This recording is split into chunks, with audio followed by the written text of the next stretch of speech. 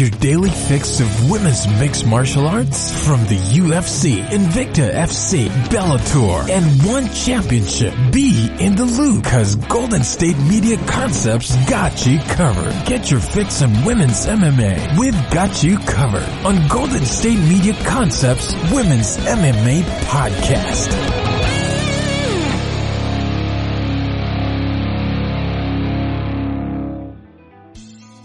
Thank you for tuning into the GSMC Women's MMA Podcast, brought to you by the GSMC Podcast Network. I am your host, Arnel De Leon, and hopefully you are doing well for yourself, whether you live in the States or internationally. I hope you're doing fine for yourself. You, your friends, your family, you are all healthy during a time of major uncertainty. I'll be reviewing, analyzing, and doing a breakdown of 3 women's fights that has happened in the past 3 UFC events. And it is women's bantamweight bout between Sijara Eubanks versus Sarah Moraz, and then 2 women's straweight bouts that are Carla Esparza versus Michelle Waterson, and then Angela Hill versus Claudia Gadelha. 3 very fun fights. If you guys haven't seen them yet, trust me, they are fun to watch, they're enjoyable, and also a wee bit controversial. First fight though, coming in from UFC 249, was Michelle Waterson versus Carla Esparza. So, who won this fight? Well, if you ask different people, they're all going to give you very different responses, and their reasoning behind it, though, once again, different. So we got Carla Esparza and Michelle Waterson fighting in the women's straweight division. I've talked about this before, but these 2 women really needed this win. They needed this win, and they also needed to win in a convincing fashion. Because as of right now, there are currently fighters who are among the top 5 of the women's straweight division that are currently unavailable because of, of a combination of coronavirus and also injuries. So we got Weili Zhang, who's out because her battle with Joanna Jędrzejczyk was so epic and intense that and also considering the fact coronavirus is happening, and Weili Zhang was stuck in the States and couldn't even travel back to her home country of China for a period of time. And so I don't really expect Weili Zhang to come back from China back to the States until the whole coronavirus thing peters down several months later. And considering the fact that in America, I live in California, California might be reopening up sometime first week of June. And then after that, we gotta wait a couple months until everything settles down. So I don't expect Weili Zhang to make a comeback anytime in the UFC. Especially since, I'm not really sure what's going on in China in terms of how they're handling the coronavirus. And international flights right now is currently very restrictive and strict. So we're not sure what's happening, internationally. I know in the States, we might be reopening up soon, but internationally, still unsure. Really unsure. So, we don't know Weili Zhang's situation. Joanna Jędrzejczyk, she's out. She's, the last fight she had with Joanna Jędrzejczyk, Joanna Jędrzejczyk's last bout with Weili Zhang was a heavy burden onto Joanna, like physically and psychologically. And so Joanna herself in interviews has said that she wants to have a short break, take some time off. She feels like, she's been in so many fights, so many huge wars that Joanna Jędrzejczyk wants to just settle down, take a break for a while. Rose Namajunas, people don't know where she is. She's been gone as a result of the coronavirus also, which has impacted in her life. And we're unsure when we can expect Rose Namajunas back. Jessica Andrade, she's out there waiting. Jessica Andrade should fight somebody in the top 5 of the division. I don't think she should fight somebody in the likes of Claudia Gadelha or Carla Esparza or Michelle Waterson. Jessica Andrade is way too high in the rankings to fight someone outside the top 5 at this point. So Jessica Andrade at this point is like, okay, I'm waiting. Who am I gonna fight next in the women's straweight division? And this leads to Carla Esparza, Claudia Gadelha, Michelle Waterson, 3 fighters who I'm going to be talking about extensively in today's podcast, who are all trying to stake their claim in the division because they are 1-2 fights away from making themselves into the top 5. And you know what? If any of these fighters were to win 1, maybe 2 more times this year, or maybe early next year, then there's a chance that any of these 3 fighters, Esparza, Michelle Waterson, or Claudia Gadelha, can be in a title fight in 2 years' time. So, Carla Esparza versus Michelle Waterson, there's a lot in stake here. As Michelle Waterson has done interviews where she talks about how vitally important this fight is, and that Michelle Waterson believes she's only 2 fights away from getting a title fight. Carla Esparza interview says she's only 2 fights away. Claudia Gadelha says she's only 2 fights away from getting a title fight. These 3 women desperately need wins, and convincing wins at the very least. So, Carla Esparza versus Michelle Waterson. when I look at this bout, I was predicting Michelle Waterson was going to defeat Carla Esparza. The favorite in this fight was Carla Esparza. Majority of people said that Carla Esparza was going to defeat Michelle Waterson off the basis that Carla Esparza's striking ability has improved significantly. Also, people would think, Michelle Waterson had a really bad performance against Joanna Jędrzejczyk, and when you compare Michelle Waterson's performance, to which she fought very poorly against Joanna, and look at Carla Esparza's past 4 fights, you would say, okay, Esparza's stock is on the rise, Michelle Waterson is on the down low. Also, Michelle Waterson has been a lot more comfortable being a fight analyst, kind of like Dominic Cruz and Daniel Cormier and Michael Bisping. She's been very comfortable in that role. And so one would be like, okay, Michelle Waterson, her stock is going down. It feels like Waterson will be stuck in a journeyman position. Carla Esparza, though, she still has a chance to go, she was a former strawweight champion. She's the inaugural women's strawweight champion. So who knows, maybe she might make a comeback here, might get second win, and she's improving in her striking ability. She's improving a lot in her boxing. She's improving in her dirty boxing. Her wrestling ability is still one of the best in the entire women's strawweight division. People picked Carla Esparza to win this fight against Michelle Waterson, but the reason why I chose Waterson defeating Esparza, so Waterson versus Esparza went exactly how I predicted it, with the exception of the end result here. But when I was thinking about this fight, I thought, okay, Michelle Waterson is the superior striker. Carla Esparza has improved significantly a lot. Her boxing is just night and day from her now versus her 2 years ago. Carla Esparza's striking has improved so much.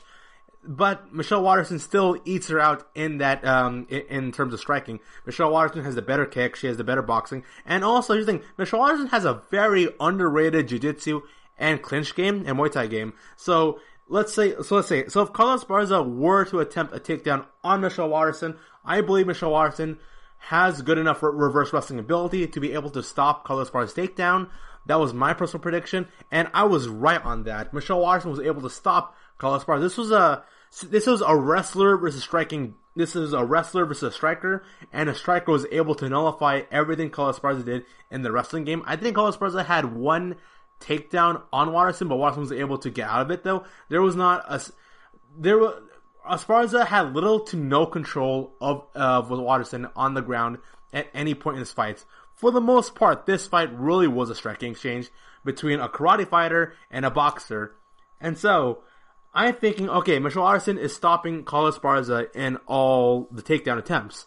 So, Michelle Waterson should be winning via, I always feel like you should reward fighters for stopping takedowns. That's my belief. And then Michelle Waterson is doing the thing that she couldn't do against Joanna Jędrzejczyk, but she can do it on Carla Esparza, because if you were to look at the stances between Waterson and Carla Esparza is a lot more tight in her boxing ability. She excels greatly when she dives in there and she fights inside the pocket. Esparza struggles a lot when it comes to fighting someone outside the pocket or in the poking exchanges. Also, Esparza's leg kicks aren't really all that impressive. And so the best way Carla Esparza can defeat an opponent is by basically rushing down her opponents.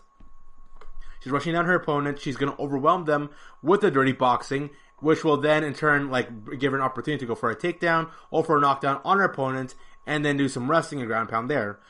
Carla Esparza was a little bit able to do that on Michelle Waterson. Esparza did overwhelm Waterson the majority of this fight here when she was aggressive. I put emphasis on that. When Carla Esparza is aggressive, she won the exchanges on Michelle Waterson. But if you look at a round by round basis, who accumulatively over the 15 minutes of fighting, who had control of the fight, control of the pacing, who landed the most cumulative strikes, who landed the most significant strikes, who was dictating the pace more, who landed more leg kicks, more body shots, it was Michelle Waterson. Michelle Waterson statistically fought better than Carla Esparza. But the stats don't speak of the entire fight here, because you say, okay, who landed more strikes, Esparza or Waterson? Waterson landed more strikes on Esparza. Who was more likely to knock out the other person? Who placed the other fighter in a worse position in the fight? Esparza. By the end of the third round, Esparza, not really just the end of the third round, but every time Esparza were to do a rushdown on Michelle Waterson, Carla Esparza landed some really good clean shots on Waterson.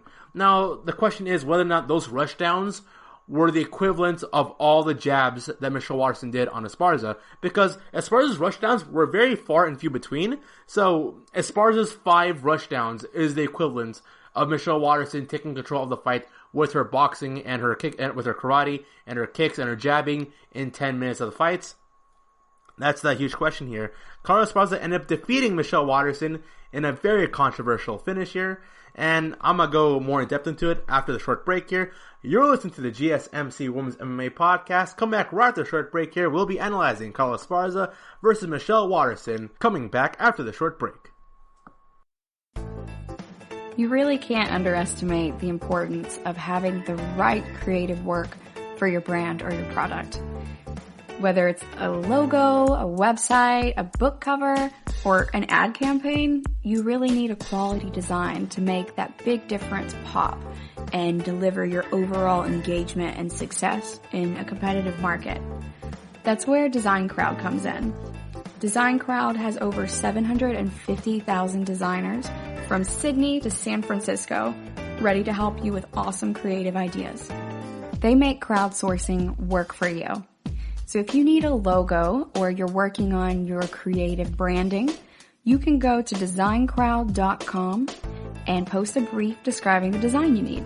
And then within about 2 to 7 days, you'll receive up to over 100 different designs from designers around the world.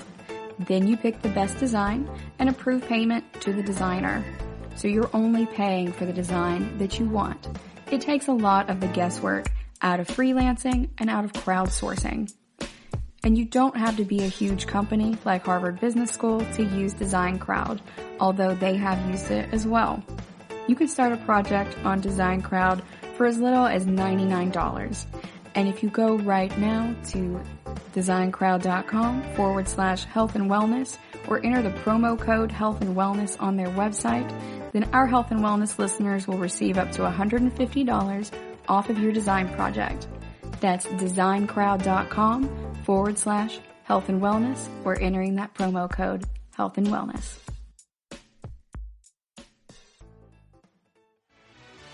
Check out the show that's built on the MMA. From the UFC to Extreme Cage Fighting, they got the fights covered. Check out the GSMC MMA podcast. Get the latest news on past or upcoming fights. Join us as we talk to and about some of the biggest names in the MMA, past, present, and future. When it's the fight game, there's just one show to check out. GSMCpodcast.com/MMA-podcast. Don't forget to like them on Facebook and follow them on Twitter. Visit GSMCpodcast.com for more info.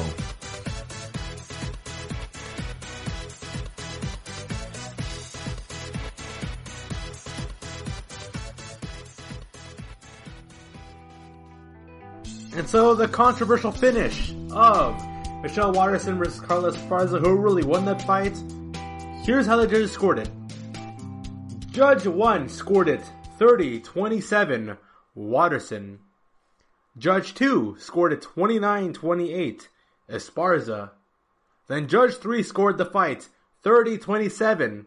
Winner by split decision, Carla Esparza. And as she says that, literally everyone on camera looked forward and gave like a shocked, bewildered face.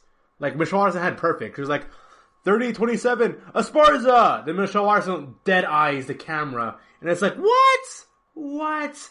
Then you see Michelle Waterson's camp freaking out, be like, oh, come on, that is ridiculous. Meanwhile, Carla Esparza, Carla Esparza is not the only person who did this.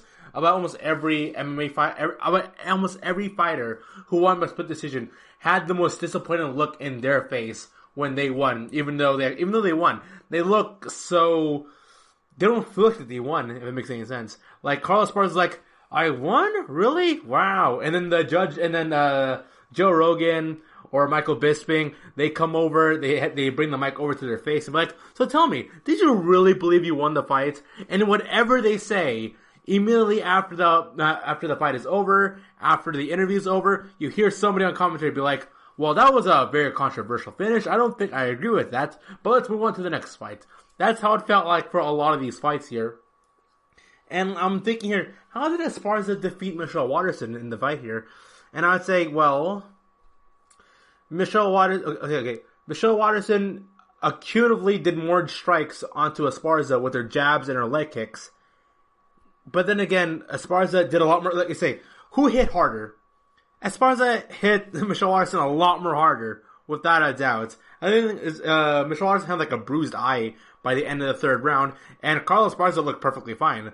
But although she did really good when she was aggressive and when she engaged in combat in close quarters with Michelle Waterson, it was so far and few between that for the most part, a large majority of people thought Michelle Waterson should have won that fight off the basis that she was controlling the pace of the fight. And Esparza, who was supposed to be the aggressor of this fight, a lot of people predicted Carla Esparza would be the one who would be chasing Michelle Waterson, and it did in fact happen that way. But the problem, though, is that Esparza, once again, the wrestler versus the striker. If the wrestler couldn't take down the striker, and the striker hit the wrestler more often in the stand-up, then a striker should win. But in this case, I guess the judges scored a whole lot of points, specifically on the brief couple seconds to which Carla Esparza did a rush down onto Waterson. And that's the confusing part about it, because one judge saw the fight and was like, oh, without a doubt, Waterson won. Then another judge thought, oh man, without a doubt, Esparza won. This is so bothering. It really is. Because this kind of officiating goes over to the Angela Hill versus Claudia Gadelha fight. I want to know how exactly these judges scored the fights here. I want to have an interview. I want to see like an actual discussion. Instead, we okay, fight happened, here are the scorecards, move on to the next fight. And then when it comes to the post-fight interviews, Dana White's like, well, you can't leave the decision to the judges.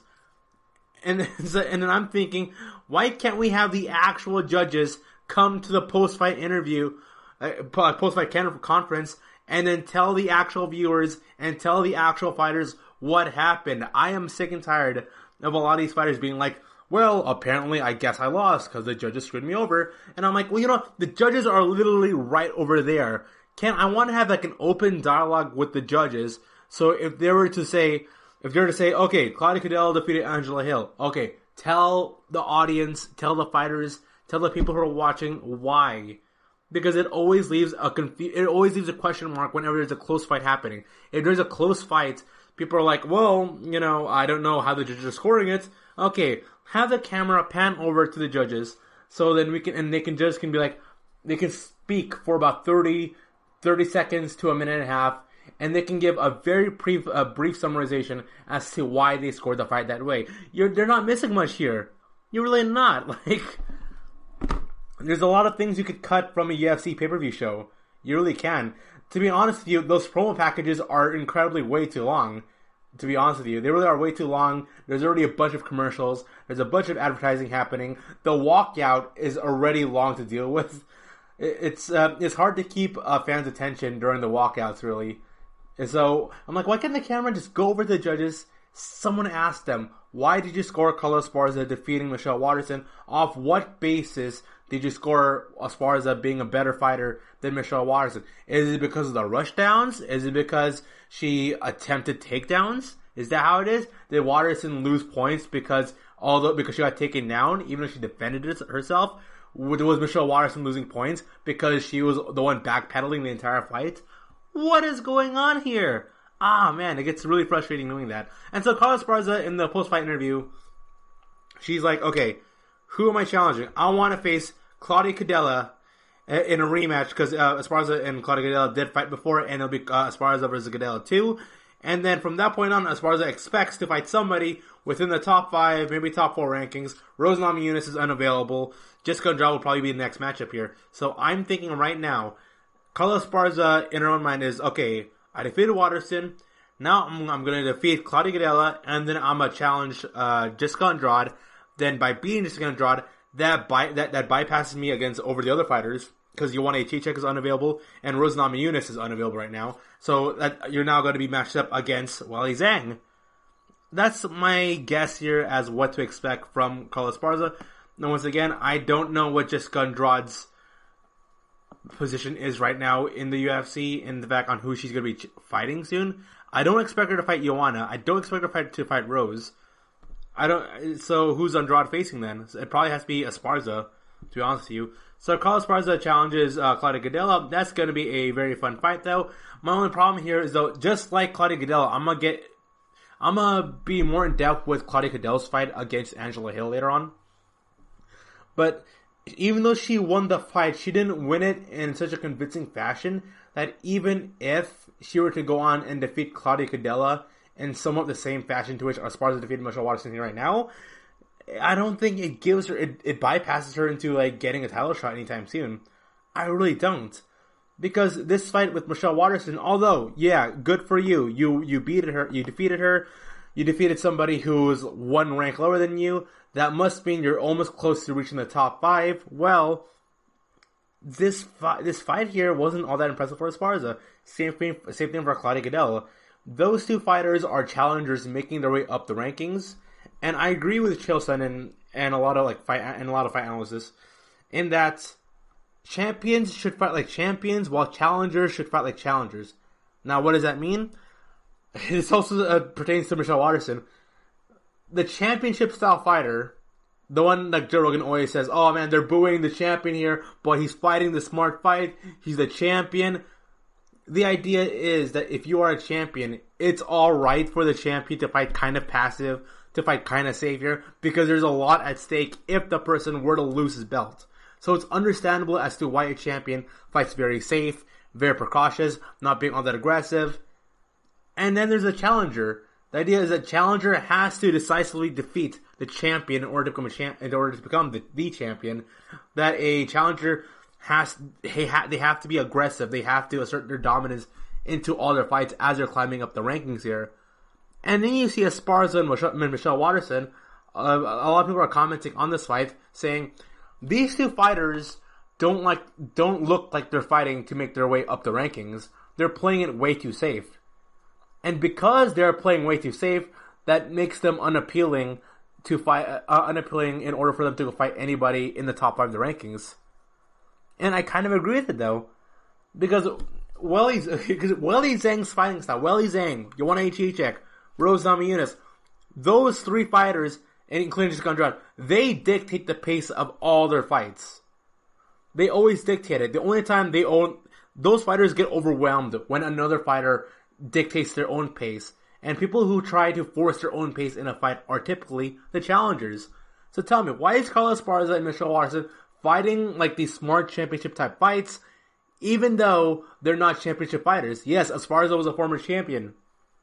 Michelle Waterson was a former atomweight champion. I understand that, but right now they're title contenders. They're challengers right now trying to cut the rankings.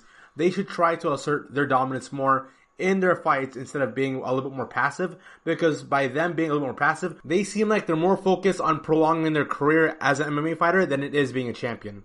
So coming back after the short break here, I'll be analyzing Claudia Gadelha versus Angela Hill right here, the GSMC Women's MMA Podcast. You really can't underestimate the importance of having the right creative work for your brand or your product. Whether it's a logo, a website, a book cover, or an ad campaign, you really need a quality design to make that big difference pop and deliver your overall engagement and success in a competitive market. That's where Design Crowd comes in. Design Crowd has over 750,000 designers from Sydney to San Francisco ready to help you with awesome creative ideas. They make crowdsourcing work for you. So if you need a logo or you're working on your creative branding, you can go to designcrowd.com and post a brief describing the design you need. And then within about 2 to 7 days, you'll receive up to over 100 different designs from designers around the world. Then you pick the best design and approve payment to the designer.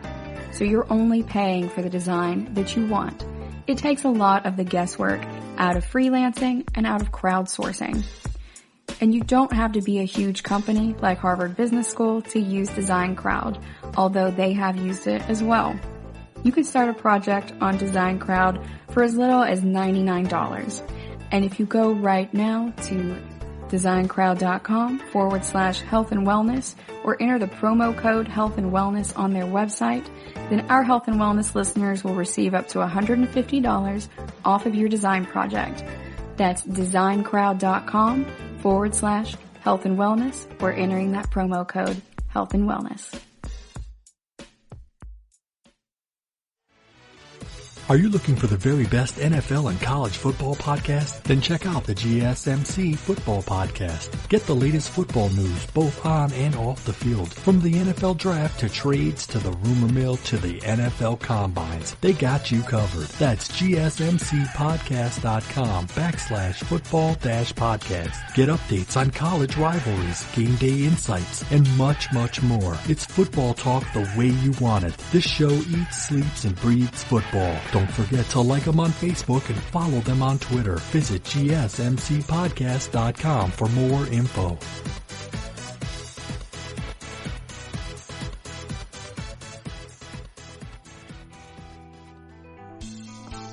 And we are back. So I'm talking about Claudia Gadelha versus Angela Hill. Claudia Gadelha, her spot in the UFC women's straweight division is similar to that of Carla Esparza in that they're kind of this journeyman fighter who is trying to make up the rankings because there's a huge disparity between fighters in the women's straweight division who are the top 4 and then everyone else above them. Claudia Gadelha, Michelle Waterson, Carla Esparza, even though they're ranked 6, 7, 8, any of those fighters are interchangeable. You can imagine any of those 3 fighters beating one another and then being stuck at the 6, 7, 8 for about a year or two. Because they're pretty much playing the role as gatekeepers while the main women of the women's straweight divisions are stuck in the top 5 trying to clear some things up. And so Claudia Gadelha versus Angela Hill here, this is another scenario to which someone came up to Claudia Gadelha and they're asking, "Hey Claudia, did you really win this fight?" And Claudia Gadelha gives us like, "Whew, apparently I did." Because in the announcement of this fight, Claudia Gadelha did in fact win. She defeated Angela Hill via split decision. And it pretty much mirrored Michelle Waterson and Carla Esparza in terms of reactions. Because, like, the winner of this fight by split decision, Claudia Gadelha! And Angela Hill is already mouthing off. You can obviously tell when someone, like, is swearing. She's doing the Charlie Brown walk. She's kicking the floor. She looks so angry and pissed off. And then you see Claudia Gadelha, who's shaking her head. Oh my gosh, like, I won. I won? Wow. I did my best. I like to thank my cornerman. I like to thank my coach. I like to thank my family. Yeah. And then Angela Hill just in the background, just shaking her head in disapproval. Because in my personal opinion, I also believe Angela Hill should have defeated Claudia Gadelha here. I really did think so. So first round, Claudia Gadelha wins. Without a doubt, she defeated Angela Hill. No arguing against that. And it was 10-9. Definitely not 10-8. 10-9. Claudia Gadelha did decent enough.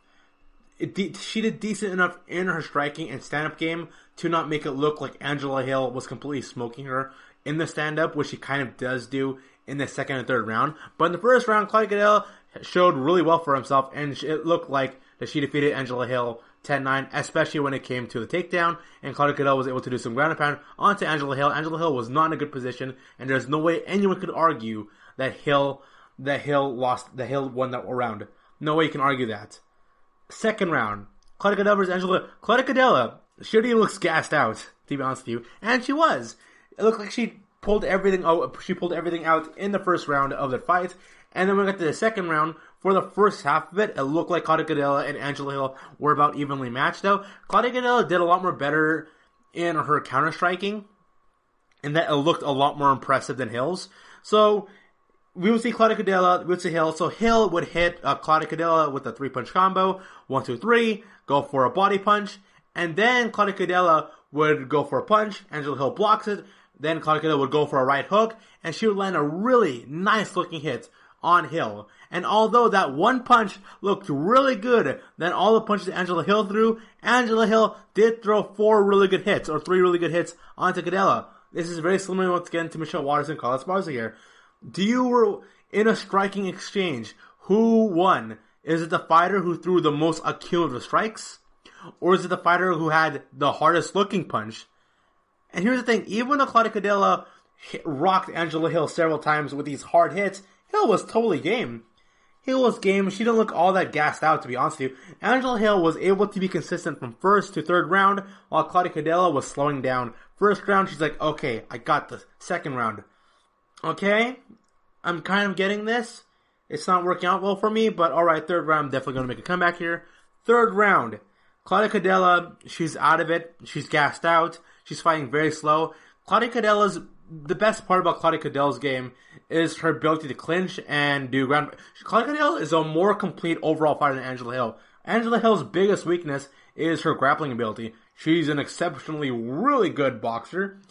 Even Dana White says, like, oh man, Angela Hill, she's a complete dark horse. Even though she's 12-8, you could imagine Angela Hill defeating Claudia Gadelha because Angela Hill is that type of fighter. So, the one thing Claudia Gadelha is better at than Angela Hill would be the grappling. But after the first round, Claudia Gadelha, she didn't grapple Angela Hill at all. Yeah, there was some like dirty boxing and clinching happening here, but for the most part, all these 50-50 exchanges involve Angela Hill attempting and hitting Claudia Gadelha more, but Claudia Gadelha coming back with this really good-looking like counterpunch that had Angela Hill like head kind of pop a wee bit. And then once again, similar to Michelle Waterson and Carla Esparza, who do you reward the points to? And in this, I'm always a supporter. I'm an avid supporter that cumulative total strikes matter a lot more. Unless the counterpunched looked incredibly well. So when you look at Weili Zhang versus Joanna Jacek, you want to definitely hit Weili Zhang a lot more cumulatively when it comes to legs, body, and headshots. But Weili Zhang's hard hooks and short jabs were so impactful that it was nearly impossible to go give points to Joanna Jacek for her total cumulative strikes when she got rocked in the head really hard to the point that it obviously had an effect in the fight. Angela Hill being hit with her counterpunches didn't affect her all that much. Because when Weili Zhang rocked Joanna Jacek, Joanna had to go change her stance a little bit. She had to adjust to her fighting style because it didn't look good at all. Claudia Gadelha hitting a good clean shot on Angela Hill. Gadelha's punches weren't as impactful as it would be for... I've seen other fights where the counterpunch obviously did a lot more than, the other fighter going for like 3-4 jab hit combo and a leg kick. But Claudia Gadelha's punches weren't as impactful as Angela Hill's cumulative strikes. If it was a case where Claudia Gadelha hit Angela Hill really hard in a counterpunch, and then Angela Hill had to go change her stance, she had to go change her fighting style, and she looked really battered up, she looked really dazed, she looked more gassed, she was out of it, then yeah. But even when Claudia Gadelha hits Angela Hill in the face really, really hard, Angela Hill kept the exact same pace. By the end of it though, Claudia Gadelha looked worn out, she looked beaten, and Angela Hill looked exactly the same. Even though Hill got hit harder, she looked pretty much the exact same from beginning of first round to the end of the third round here. So, how do we know Claudia Gadelha defeated Angela Hill, considering Angela Hill statistically fought better than Claudia Gadelha? Well, once again, I would love to know what the judges thought of it. I really would. Michelle Waterson, though, in her recent Instagram post, she said, well, fight didn't go my way, but whatever, keep moving forward. Angela Hill, she was visibly upset. She's been upset about the fights. And to be honest with you, if Hill were to fight Claudia Gadelha again, there is like another world out there where you say, okay, Angela Hill defeated Claudia Gadelha, and now Angela Hill is a top 10 women's ranked fighter. That could definitely be a possibility. So right now, Angela Hill was an unranked fighter fighting against Claudia Gadelha. Claudia was ranked number 6. So really, Angela Hill had everything to gain and nothing to lose off this fight. I felt like Hill was robbed in the fight. I thought she had a better performance than Claudia. The next matchup here is going to be Claudia Gadelha versus Carla Esparza. That fight, I'm not that excited about that fight. And the reason why I'm not excited about that fight, because both fighters their performances weren't that impressive enough for me to be like, okay, you know what? Yeah, I can't wait for these two fighters who decisively won their fights. No, they didn't decisively win their fights. They both barely won their fights. If Waterson were to fight against Carla Esparza the exact same way, but we switched the judges every single fight and they fought 100 times, then I would honestly say Michelle Waterson defeated Esparza for the most part out of 100 times, and I say the exact same thing for Angela Hill when she fought against Claudia Gadelha. If the two of them were to fight 100 times, but you replace the 3 judges every single time they fight, I say Angela Hill won the fight most of the time here. What's next for Hill? I think she's going to fight another person in the top rankings here. I'll like to see, you know what, these two fighters lost a really close fight. Let's have Michelle Waterson versus Angela Hill. Michelle Waterson's practically playing the role as a gatekeeper journeyman. So I would be really excited to see who would win in that bout there. It would be a very fun fight. Claudia Gadelha versus Carla Esparza, that's going to be the next matchup there. And then whoever wins that fight will be facing off against Jessica Andrade. And then depending on how Rose Namajunas and Joanna Jędrzejczyk are doing in the division, then that might be the next fight. Or if either of them are not available, then we could potentially see Claudia Gadelha or Carla Esparza fighting against Weili Zhang in a title fight in 2 years' time. That could be a real possibility, and Weili Zhang will be the favorite in that fight, but, it's the UFC. It's mixed martial arts. You don't know what exactly is going to happen every single year. Things change all the time. And for all we know, Carla Esparza could be the next world champion. You never know. So you're listening to the GSMC Women's MMA Podcast, coming back right after the short break, as we're going to analyze Sijara Eubanks and Sarah Moraz. Tired of searching the vast jungle of podcasts? Now listen close and hear this out. There's a podcast network that covers just about everything that you've been searching. The Golden State Media Concepts Podcast Network is here. Nothing less than a podcast bliss with endless hours of podcast coverage. From news, sports, music, fashion, cooking, entertainment, fantasy, football, and so much more. So stop lurking around and go straight out to the Golden State Media Concepts Podcast Network. Guaranteed to fill that podcast itch. Whatever it may be. Visit us at www.gsmcpodcast.com. Follow us on Facebook and Twitter, and download us on iTunes, SoundCloud, and Google Play.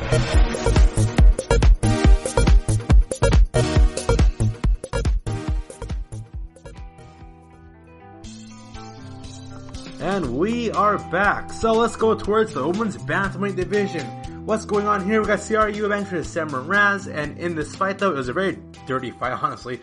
Sarah Moraz was not happy fighting against Eubanks here. There was a lot of trash talking happening in between rounds and in the middle of the fight. In this fight, I predicted Sijara Eubanks having an impressive performance, and it happened. I thought Eubanks was more prepped up in this fighter. When I look at Eubanks, her striking ability is really on point and good. She's deadly accurate. Really, she outboxed and outclassed Sarah Moraz easily without a doubt of it. The only problem with Eubanks' game is the fact of she is lacking grappling ability, and also, even though she's pulling off these really clean, good-looking shots, I kind of expected a little more power. I really did. Sijara Eubanks, to me, reminds me a lot of Jessica Andrade in terms of striking ability. Deadly accurate, really good striker. But unlike Jessica Andrade, Eubanks lacks the power game to make her striking. I don't know. It's because because Eubanks, as of right now, as I'm talking, is ranked number 15, and I expect Eubanks to go on a win streak. I really do. I'm looking at Eubanks right now, and I'm seeing how she does compared to the rest of the women in the bantamweight division. And I'm like, Eubanks has a really good skill set here, and I can see her, clawing her way up in the rankings and divisions.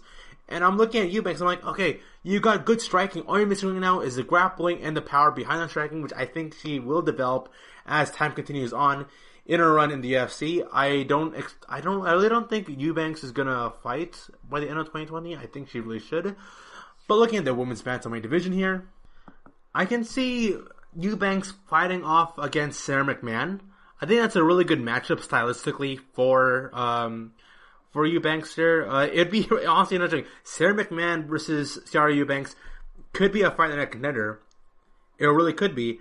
I don't think she's in the same boat, though, as somebody in the skill set of Aspen Ladd and Raquel Pennington. I think if she were to fight somebody like an Aspen Ladd, who's one of the best grapplers in the entire division, I don't really think Sijara Eubanks has the right skill set to go for that. I think as of right now, Sijara Eubanks has to accumulate 2, maybe 3 wins before she fights anybody in the top 5.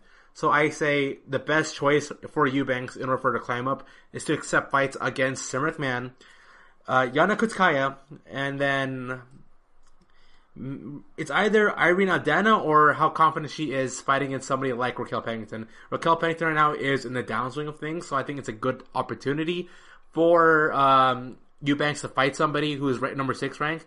It's a complete toss-up, though, if she is good enough to fight against Pennington. But definitely, when you look at the matchups of, Ketlin Vieira, Holly Holm, Juliana Pena, Aspen Ladd, Jermaine Durandame, Amanda Nunes, Yeah, Eubanks shouldn't fight anybody who's of the caliber of top 5. She really shouldn't. But, outside of top 5, I think Eubanks has a chance to climb her way back up. And by the end of next year, 2021, I can see Eubanks climbing her way around 6 or 7 in the women's bantamweight division.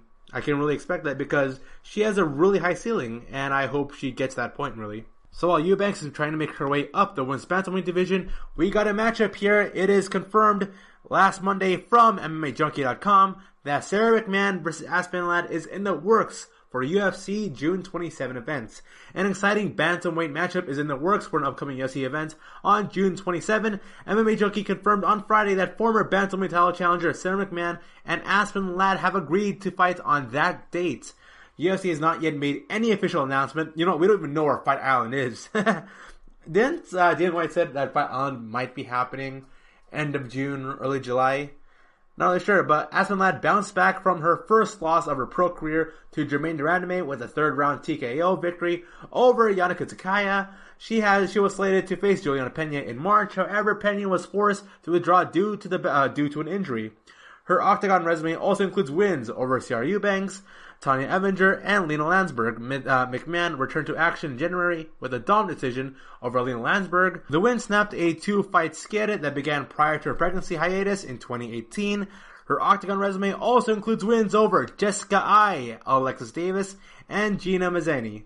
So Sara McMann versus Aspen Ladd, that's going to be an incredibly fun fight. I'll be excited for that. If it happens in Fight Island, Florida, we're unsure, but there's going to be an event happening June 27, and these two fighters are probably going to fight just right under the main card, or the prelims here. Who would win if Sara McMann versus Aspen Ladd here? I say Aspen Ladd.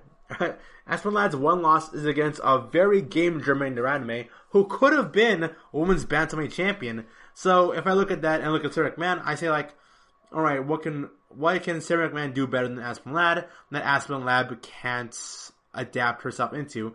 And I say, well, McMahon is a better striker without a doubt about that, but I can see Aspen Ladd grappling McMahon, and then Aspen Ladd can go and make her way into going for a rematch against Germaine de Randamie. I like to think Germaine de Randamie, after Amanda Nunes fights against Paige Spencer, is going to throw her name out there to go fight Nunes again, so it could be Nunes versus Germaine de Randamie, and then from that point on, we could see maybe Germaine de Randamie fighting against Aspen Ladd, and then with the winner of that fight, if Aspen Ladd were to win that fight, she can go and argue her way into fighting against Amanda Nunes, and that would be a very fun matchup, in that we typically see Nunes fighting against, strikers, and I like to see somebody who's more grapple-heavy, like Aspen Ladd fighting against Amanda Nunes. So, this is a very big fight for Aspen Ladd here. Do I expect Sara McMann to have a good showing? Heck yes. I expect this fight to be a fight of the night contender here. I predict Aspen Ladd coming into the fight as both the favorites, and also as my personal pick to go win the fight, and it's becoming a UFC June 27 event in an undisclosed location, which I am not surprised, considering the fact that the next UFC event coming up on the 30th here, no one knows where that event is going to be, and it's coming up in just 11 days. So when it does happen, I'm going to be excited. Once I know where the location is going to be, oh my gosh, that'll be great. That's going to bring me some joy, definitely. So this is coming in from BloodyElbow.com. And that, how the F am I going to Greece? Claudia Gadelha responds to Carla Esparza's cheating allegations. So it has started. These two are already beefing each other already with allegations. Claudia Gadelha was a winner in the co-main event of UFC on ESPN 8 this weekend in Jacksonville's Vice Memorial Arena after getting her hand raised against Gadelha, who successfully challenged Joanna Jędrzejczyk for the UFC 115 belt back in 2016, called for a rematch with the former pro, Carla Esparza. This will be the rematch. Esparza called out Claudia, and Claudia called out Esparza. Gadelha defeated Esparza back in 2018 by split decision. After the fight, Esparza, the UFC's first ever straweight champion, accused Gadelha of cheating. Specifically, Esparza alleged that Gadelha was applying some kind of substance to her body, which made it difficult for Esparza to grapple and wrestle with her. After this weekend's event, the third the UFC put on in North Florida last week, Esparza responded to Gadelha's call-out. I'm doing so. She took opportunity to again accuse Gadelha of greasing.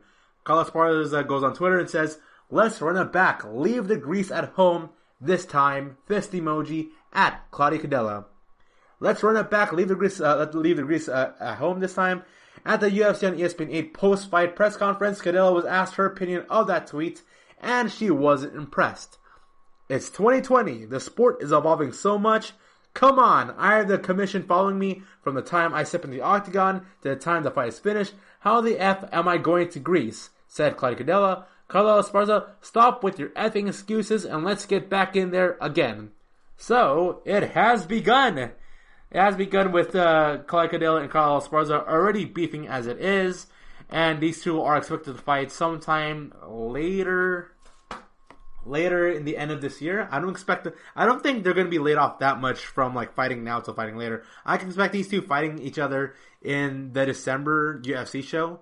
I typically know that UFC always tries to go for a show and in the month of December. So I can see these two being matched up in December. How do I expect the fight to end off?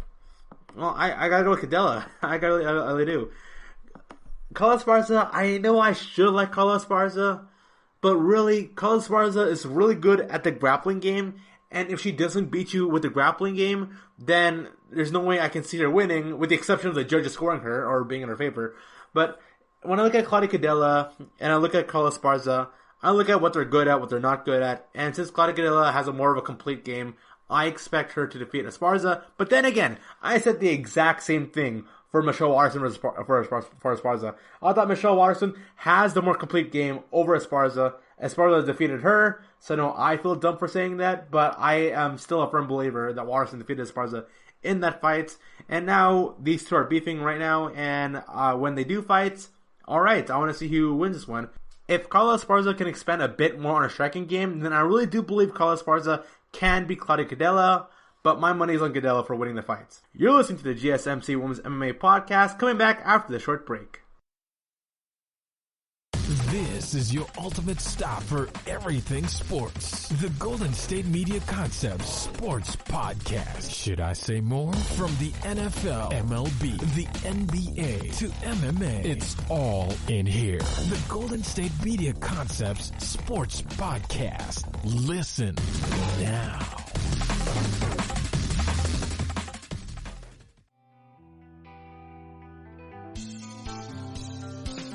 And we are back, so let's talk about Weili Zhang here, as she is challenging another women's champion, and that is Valentina Janko. This is being reported in from BloodyElbow.com that Weili Zhang wants second UFC title. Already? Dang. Targets super fight with Valentina Janko. After a successful defense of her straweight title, Weili Zhang is now looking at challenging women's flyweight champion Valentina Janko. Saying Weili Zhang was successful in defending her straweight title at UFC 248 would be an understatement. Magnum decisively defeated the former title holder Joanna Jędrzejczyk in a 5-round barn burner that is easily a Fight of the Year candidate. After that performance, Weili Zhang is enjoying more fame than ever, so much so that she is recognized by fans in her own home country, even with full protective gear on. When I came back to China last month, I was recognized by fans in the airport, which was amazing because I was wrapped in a protective suit, she said in a recent conference call via the Straits Times. Now, even when I go running outside, I am recognized as well. I feel very good about this, and I am glad to see more and more people get to know me and the sport of MMA. With her continued success in the UFC, the 30-year-old fighter is also looking at bigger challenges ahead. One of them being a flyweight title against Valentina Janko and possibly holding 2 UFC titles simultaneously. If possible, I want to challenge in the next weight division up and fight with that champion. Flyweight title holder Valentina Janko, Weili Zhang said. Since dropping down to flyweight in 2018, Janko has been in a 5-0 run. She has so far defended the 125 belt 3 times, most recently against Caitlin Chookagian at UFC 247 in February. She won by 3rd round TKO. So, Weili Zhang is challenging Valentina Janko. Do I think it's going to happen? I can see it can be real money. So, the 2 most profitable women right now... no. So we got Weili Zhang, Valentina Janko, Amanda Nunes. Without a doubt, the number 1 women's fighter in all of MMA is currently Amanda Nunes in the UFC. And in the UFC, we got Valentina Janko and Weili Zhang. Honestly, we could see Nunes versus Shevchenko. They could go have a rematch. We could see Weili Zhang versus Shevchenko. And then maybe Weili Zhang can become a double belt champion. And then we see double belt champion Weili Zhang versus double belt champion Amanda Nunes. That would be a money fight, without a doubt. The main event. People would pay money to see that fight. Do I expect it to happen? No. I don't expect it to happen. I am a firm believer that if you are a champion of a division, you should stay put in that division. So for right now, Amanda Nunes has held 2 belts longer than any other fighter right now in the UFC. Because typically when a fighter gets 2 belts, one of them is stripped away. Like Henry Cejudo lost his belt, Conor McGregor lost his belt, Daniel Cormier was light heavyweight and light heavyweight champion for maybe about a month. So Amanda Nunes, the reason why she's keeping 2 belts is because one of the divisions is really weak, honestly, in the fact that it's not all that stacked. And if you're to measure who are the best fighters of all of women's mixed martial arts in the UFC, the women's strawweight division is pretty lackluster, so that's why Nunes has the time to go defend both belts. But you know what? If Felicia Spencer were to defeat Amanda Nunes, then there would be, some continuity in the divisions here. We're not going to see those people bouncing around. I'd love to see Amanda Nunes become the champion of her own division, Spencer her own division champion, Valentina, and Weili Zhang. As of right now, I believe there's a lot of women currently in the women's strawweight division right now that Weili Zhang should go and face off against. I think it's too early and too soon for Weili Zhang to challenge somebody from another division. I would like to see Weili Zhang versus Valentina. I would like to see Valentina versus Amanda Nunes. I would definitely love to see Amanda Nunes versus Weili Zhang. I think that fight could easily surpass Joanna Jędrzejczyk versus Weili Zhang, without a doubt. Any of those 3 women fighting each other could be a fight of the night, fight of the year candidate. But right now, the women's strawweight division, it's very stacked. We don't know what to expect from it. We don't know Rose Namajunas' position. We don't know Joanna's position. We don't know what Jessica Andrade is expected to do. We got people trying to climb up the rankings and within the division. So, you know what? Time will tell who is going to fight Weili Zhang next. Well, of course, Weili Zhang, she only defended her belt once. She only defended it against Joanna Jędrzejczyk in a really great fight.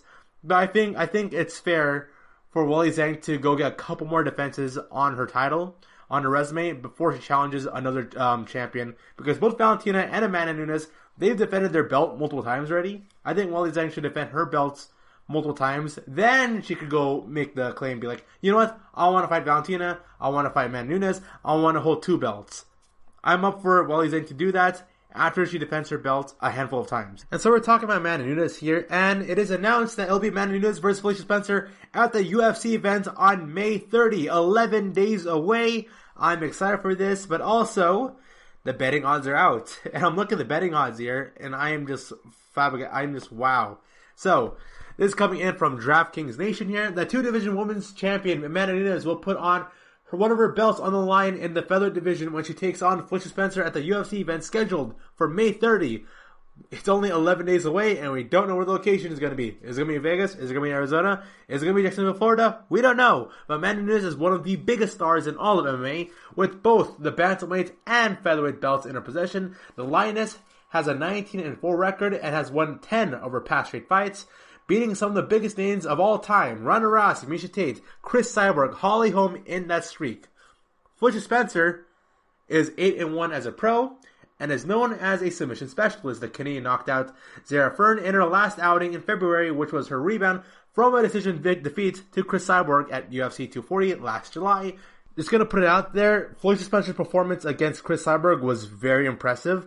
I thought Felicia Spencer came to there as a complete unknown and walked away from it kind of with the rub. Being like, you know what? Spencer went toe-to-toe against one of the best women's fighters of all time. And now the odds are out for DraftKings Sportsbook for Amanda Nunes versus Felicia Spencer at UFC's event for May 30th. Amanda Nunes is coming in as the heavy favorite here, minus 560. Felicia Spencer is coming in as the huge underdog at plus 425. The overwhelmingly large majority believe that Amanda Nunes is going to defeat Felicia Spencer in this fight here. And you know what? I have to agree. My money right now is on Amanda Nunes to go defeat Felicia Spencer.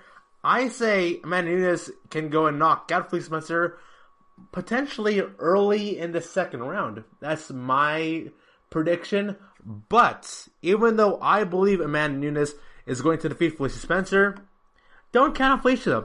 Don't count her out. For all you know, Felicia can go defeat Amanda Nunes here, and it can be a complete upset. I can see it. coming from, if you look at Felicia Spencer's fight against Cyborg, and then how she did against Zara Fern, you can see Spencer has improved dramatically a lot in her striking ability, and I can expect Felicia Spencer to improve even more against Nunes. Because, here's the thing, when you look at Amanda Nunes' last fight against Germaine Duraname, that was the biggest test of Amanda Nunes' entire run as the champion. Amanda Nunes, for the most part, has been stopping everyone in her 10-fight win streak, with the exception of Germaine Duraname. And now it's going to be a Nunes versus Felicia Spencer, and Spencer is a game opponent.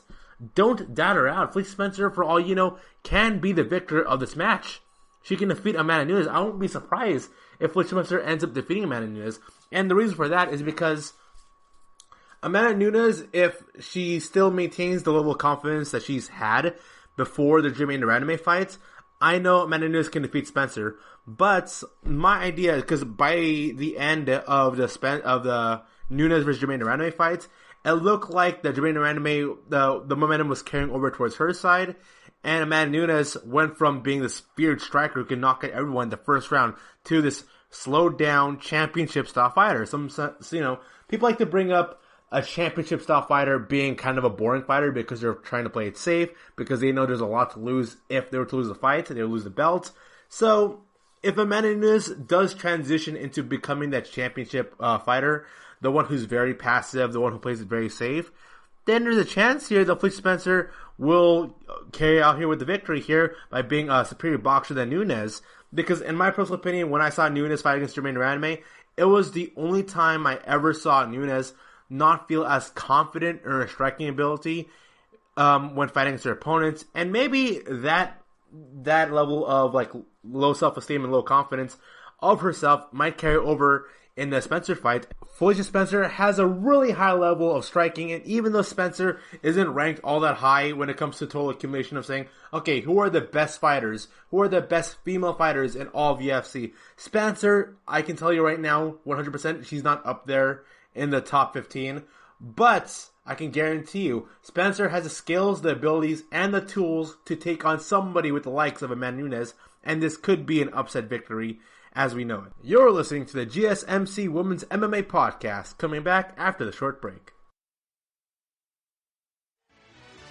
Are you looking for help for your fantasy football team? Check out the GSMC Fantasy Football Podcast. Get today's best advice on who to start, who to sit, even who you should draft. From sleeper picks to red hot lineups, they got it all covered for you. That's gsmcpodcast.com/fantasy-football-podcast. We'll cover traditional leagues, dynasty, PPR, even IDP leagues. When you need fantasy help, there's just one show to hit up. Don't forget to like them on Facebook and follow them on Twitter. Visit gsmcpodcast.com for more info.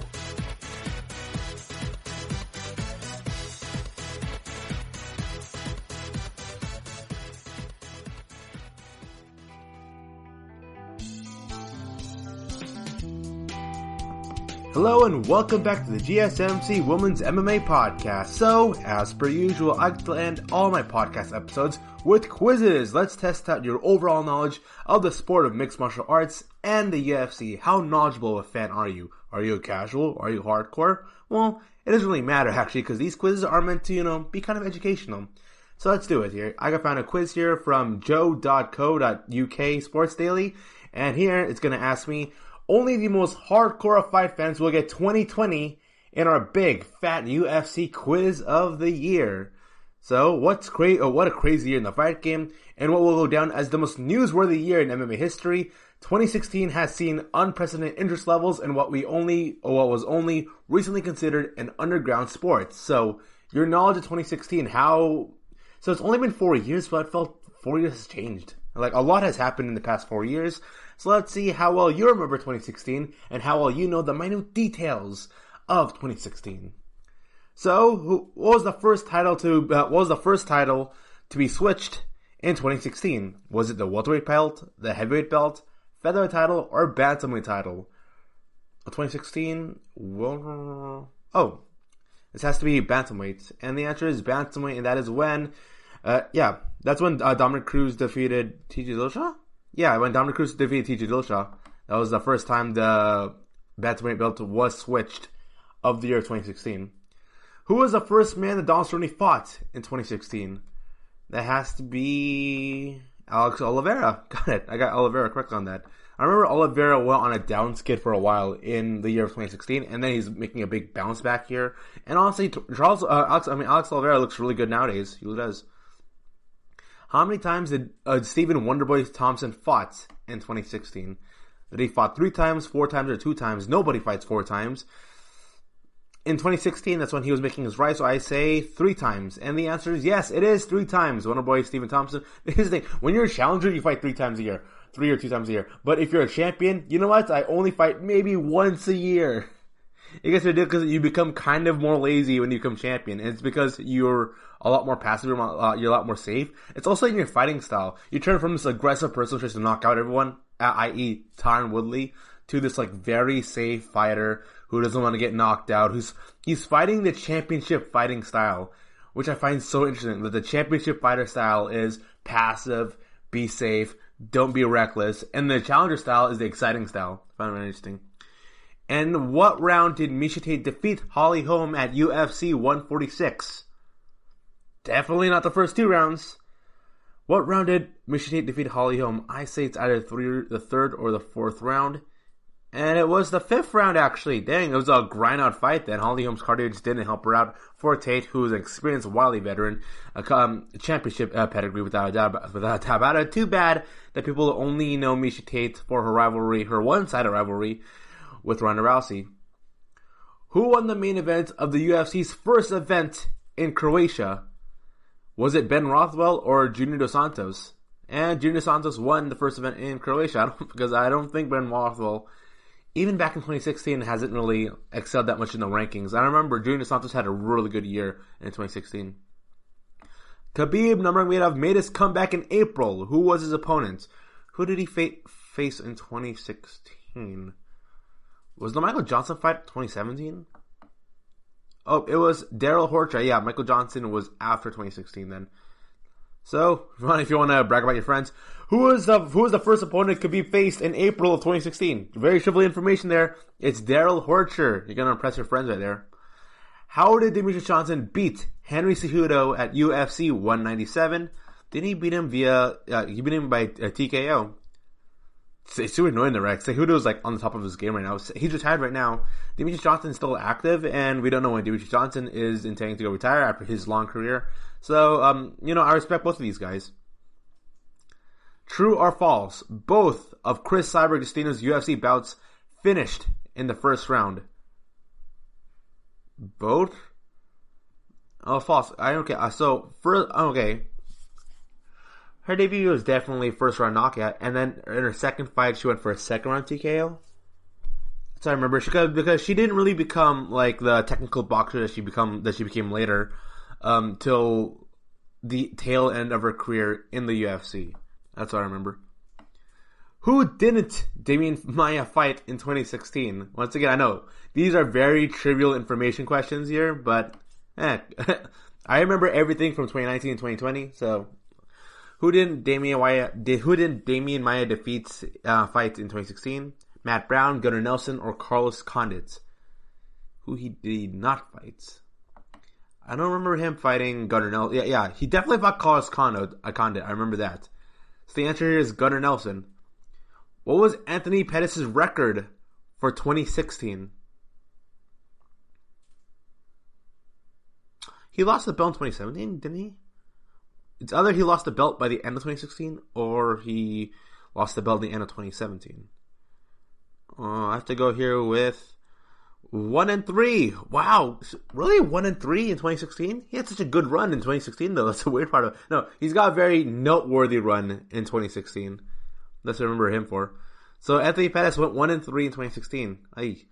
Which featherweight prompted the infamous "Who the F is that guy" line from Conor McGregor? Oh, that's easy. So is it Ricardo Lamas, Jeremy Stevens, Cub Swanson, or Frankie Edgar? Who here talks the biggest smack talk and doesn't ever look good when they talk smack? Jeremy Stevens.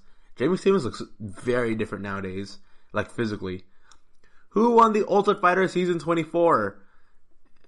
Who won the Ultimate Fighter Season 24, which was 2016, and this was the one that whoever won this would be facing against Demetrius Johnson. Tim Elliott. Yep, Tim Elliott, veteran. Who stepped in to replace John Jones against Daniel Cormier at UFC 200? That has to be... Anderson Silva. Yeah, right. Anderson Silva had this random, world title match against Daniel Cormier that came out of left field. I remember watching it with my friends, and my friends are so disappointed on that fight. They're like, oh man, I want to see Anderson Silva win so badly. Because you just don't expect it to happen.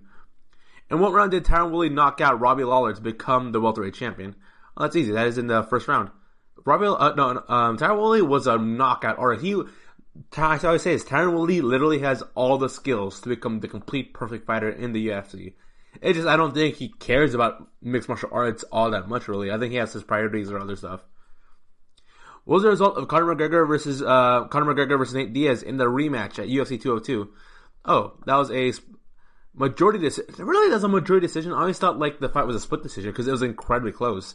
But it was a majority decision for Conor McGregor, which I find astounding since I really did believe that Nate Diaz won away with a couple rounds there.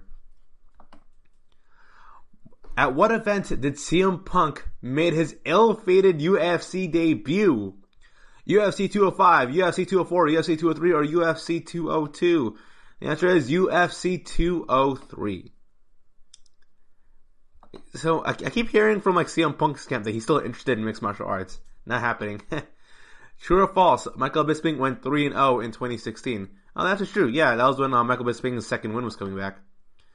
How many titles were on the line at UFC 205 in New York City? It has to be either 3 or 4. Yeah, 3 or 4. I remember because most UFC events has two title fights happening per pay-per-view. If only one, so it's either 1 or 2. And if it ever happens 3, it's a very special occasion. Who headlined the UFC's return to Belfast in 2016? Was it Neil Sery versus Ian McCall, Gegard Mousasi versus Uriah Hall, Artem Lobov versus Teruto Ishihara, or Robert Whittaker versus Derek Brunson in 2016? I have to go with Gegard Mousasi versus Uriah Hall. Unless a part of me wanted Artem Lobov, the GOAT, to become a main event. He was a main eventer. You can't argue with that, actually. Artem Lobov did become a main event fighter in the UFC for one show against Cub Swanson. Who was Uriah Faber's opponent in his December retirement fight? I like the fact we're talking about retirement here, even though he's making a comeback. So Uriah Faber, who was his last opponent here? He didn't have a good performance. I know that for sure. And the answer was Brad Pickett. It was either Brad Pickett or Frankie Sens. It's somebody who is about outside the rankings. Which is so sad. Uriah Faber, he's considered one of the greatest of all time. He lost pretty much a guy against a person who's outside the rankings. And that does it for today then. Well, if you didn't know any of that information, or any of that trivial information of 2016, well, now you know. So now if you ever want to impress your friends and say yourself that you're a true MMA connoisseur, just say, you know what, I remember Uriah Faber lost to Brad Pickett. And that brings a halt to today's show here. Thank you for listening to the GSMC Women's MMA Podcast, brought to you by the GSMC Podcast Network. I'd like to ask that you please remember to subscribe to the show and write a nice review. That really helps up. Also, if you can please follow us on Facebook, Twitter, and on Instagram. Thank you, and have a good night. You've been listening to the Golden State Media Concepts Women's Mixed Martial Arts Podcast, part of the Golden State Media Concepts Podcast Network. You can find this show and others like it at www.gsmcpodcast.com. Download our podcast on iTunes, Stitcher, SoundCloud, and Google Play. Just type in GSMC to find all the shows from the Golden State Media Concepts Podcast Network, from movies to music, from sports to entertainment, and even weird news. You can also follow us on Twitter and on Facebook. Thank you, and we hope you have enjoyed today's program.